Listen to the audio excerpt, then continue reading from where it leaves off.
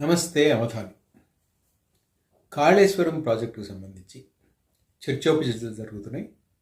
ఎవరి వాదనలు వాళ్ళు వినిపిస్తున్నారు. అండ్ సహజం కూడా, ఫెన్స్కి ఎటువైపు ఉంటే అటువైపు ఆ వాదనలు వినిపిస్తారు.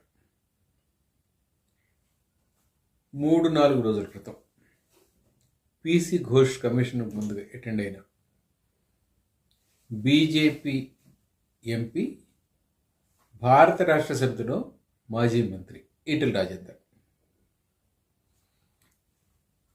కాళేశ్వరం ప్రాజెక్టు ఆ బ్యారేజీల నిర్మాణం క్యాబినెట్ డెసిషన్ అని చెప్పారు. కమిషన్ ముందు ఆ మాట చెప్పారు. దానికి సంబంధించి బహుశా పేపర్స్ కూడా ఇచ్చినట్టున్నాడు, నాకు తెలియదు. బట్ పేపర్స్ ఇచ్చిన సంగతి ఎంతవరకు వాస్తవమో తెలియదు. కానీ క్యాబినెట్ సబ్ కమిటీ దీని మీద కూర్చుంది. ఆ క్యాబినెట్ సబ్ కమిటీలో నేను ప్రస్తుతం కాంగ్రెస్లో వ్యవసాయ శాఖ మంత్రిగా ఉన్న తుమ్మల నాగేశ్వరరావు, మాజీ ఇరిగేషన్ మంత్రి BRS present MLA Harish Rao, ముగ్గురం ఉన్నాము. క్యాబినెట్ సబ్ కమిటీ దీన్ని సిఫార్సు చేసింది.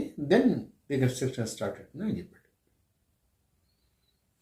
హరీష్ రావు అంటే వాస్తవానికి అతను ఆ మాట చెప్పిన తర్వాత అదే రోజు సాయంత్రం తుమ్మల నాగేశ్వరరావు గారు ప్రెస్ కాన్ఫరెన్స్ పెట్టి ఈటెల రాజేందర్ ఏవి చెప్పాడు, ఎలా చెప్పాడు, ఎందుకు చెప్పాడు అనేది నాకు తెలియట్లేదు. కానీ but cabinet sub committee decision తర్వాత దీన్ని ఇచ్చేసారు, క్యాబినెట్ సబ్ కమిటీ దీన్ని సిఫార్సు చేసింది అని చెప్తున్న దాంట్లో వాస్తవం లేదు అని చెప్పి కొన్ని పేపర్లు చూపించాడు.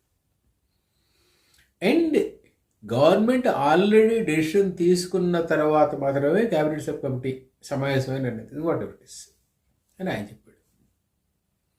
నిన్న హరీష్ రావు గారు దాని ముందుకెళ్ళారు, కమిషన్ ముందుకి.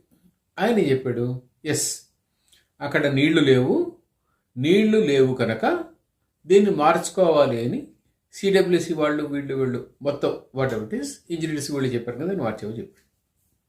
అంటే కేవలం నీళ్ల కోసము మహారాష్ట్ర ప్రభుత్వం అక్కడ ఒప్పుకోలేదు కనుక, ఇక్కడ తుమ్మిడిహెట్టి దగ్గర కట్టడానికి మహారాష్ట్ర ప్రభుత్వం ఒప్పుకోలేదు. అంతకుముందు కాంగ్రెస్ ప్రభుత్వం ఉన్నప్పుడు దానికి అనుమతి రాలేదు. ఇక్కడ మహారాష్ట్రలో కాంగ్రెస్ ప్రభుత్వం ఉంది, ఉమ్మడి ఆంధ్రప్రదేశ్ అప్పటికి అక్కడ కాంగ్రెస్ ప్రభుత్వం ఉంది, కేంద్రంలో కాంగ్రెస్ ప్రభుత్వం ఉంది. అయినప్పటికీ పర్మిషన్స్ రాలేదు. సో తర్వాత ఇక బీజేపీ గవర్నమెంట్లోకి వచ్చింది. అంతకుముందు ఈ బీజేపీ వాళ్ళు అక్కడ ప్రాజెక్ట్ కట్టడాన్ని వ్యతిరేకించారు కనుక వాళ్ళే గవర్నమెంట్లోకి వచ్చారు, వాళ్ళు అసలు అనుమతించలేదు.